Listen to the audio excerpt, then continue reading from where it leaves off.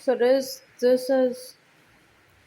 about this whole concept of cleanliness, prayer, hygiene, and Islam, and with regard to a woman's menstrual cycle and praying, right? Um, as a female, your periods. If you, I know some people have imbalanced hormones, which results in imbalanced period or things that was done from unseen forces or whatever, right? Result in a period being unnatural or not every month as it should be.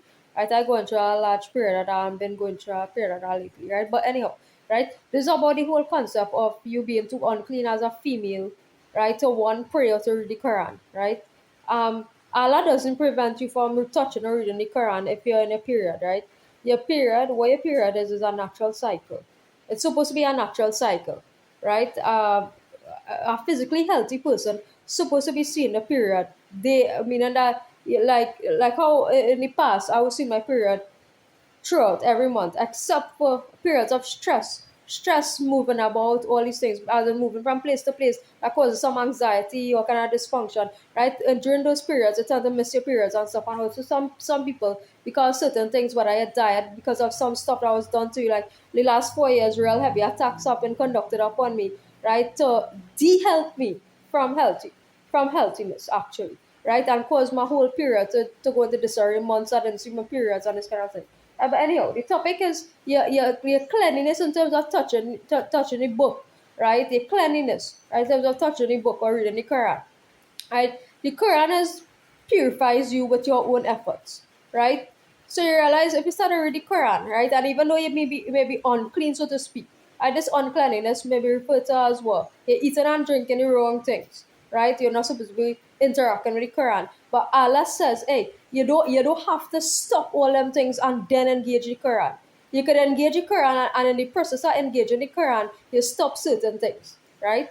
But anyhow, the topic really is about your menstrual cycle, and if you're unclean or to touch the Quran and pray because you're on your menstrual cycle, the answer is no, and it's a common sense view, right? It's a common sense topic, right? And Allah is about reason, right?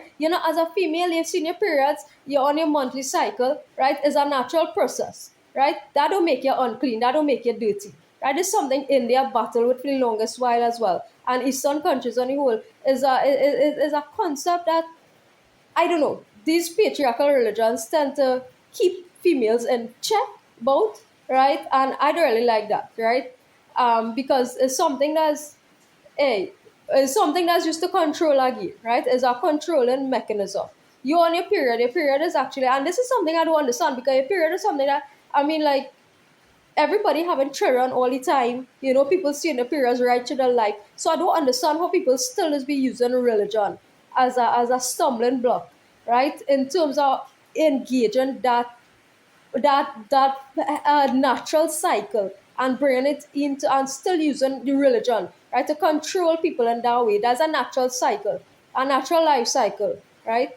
You have your periods, you have your menstrual cycle, you just read the Quran daily, right? It shouldn't be prevented from, if it is fast for Ramadan, right? It shouldn't be a reason why. The logical reason is if you're in a period, you're losing blood, you're losing energy. That is why Allah, that is the reason. Allah is close to those who use reason, right? It's not because you're too unclean to fast, right? It's that you're losing energy, you're losing blood, right? So when you're in a period, you're losing blood. So Allah say, hey, well, eat on those days, right? It's not because you're too dirty, you're too unclean, right? So that is one. And two, if you just read the Quran every day, you don't have to stop reading the Quran every day if you're in a period, right? So that means what? Just because you're having Allah give you a period, Allah give you your menstrual cycle, right? Allah give you your menstrual cycle. Why would He say, hey, don't read the Quran if you're having your menstrual cycle?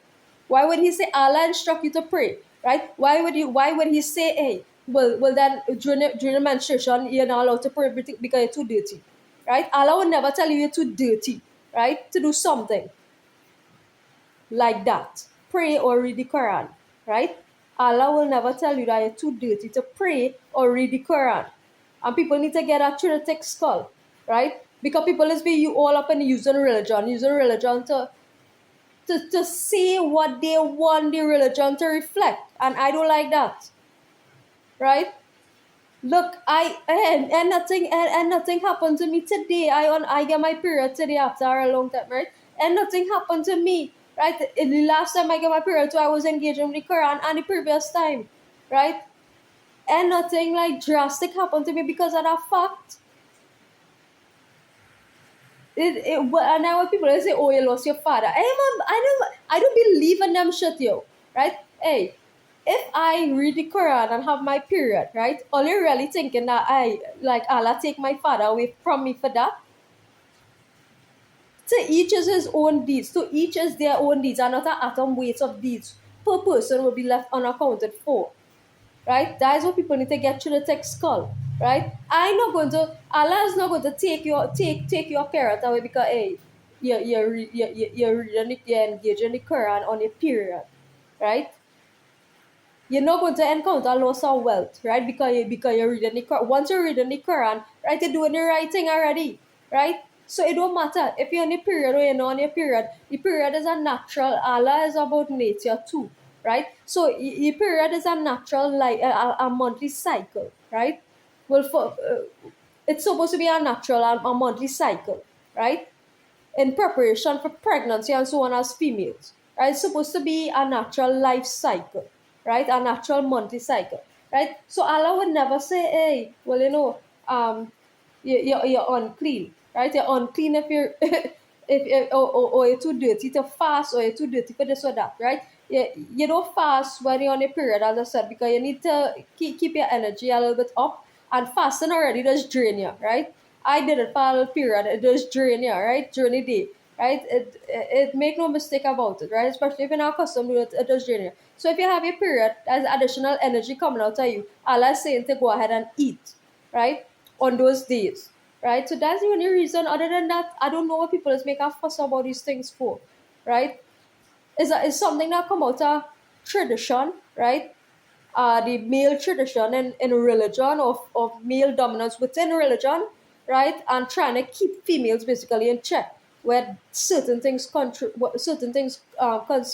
right? So like kind of guilt and that mentality is also helping males. I made a video a long time now about, well, not a long time, about a year, a few months ago, right? About helping males to understand females during this period of time as well, right?